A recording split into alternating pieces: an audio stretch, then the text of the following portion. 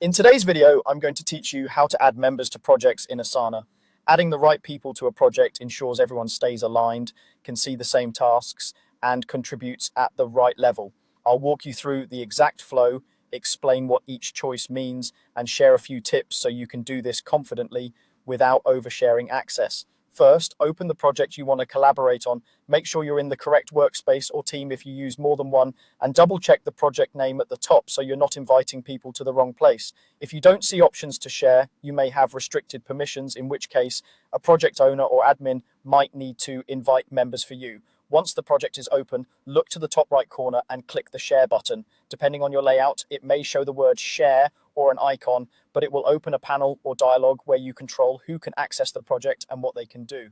In the invite field, type the person's name if they're already in your organization, or enter their email address if they're new to your workspace. Asana will suggest matches as you type. Take a second to confirm you're selecting the correct person, especially if multiple people share similar names. If you're inviting someone outside your company, use their full email address so they receive a proper guest invitation. Before you send the invite, choose the appropriate permission level for that person. Editor access allows them to create, edit, and complete tasks, change due dates, and reassign work. Great for teammates who will actively manage the project. Commenter access is more limited. They can view the project and leave comments or attachments without changing task details. If you're unsure, start with commenter and adjust later once you know how much control they need. This helps keep your project clean and maintains accountability. When everything looks correct, recipient and permission level, click send.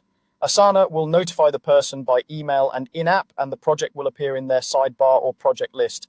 They can open it right away, see the current tasks, and start collaborating according to the access you gave them. That's the full process. Open the project, use the share button, add the person by name or email, set the right permission level, and send the invite. A quick review afterward in the share panel can help you confirm the member list and ensure permissions match each person's role.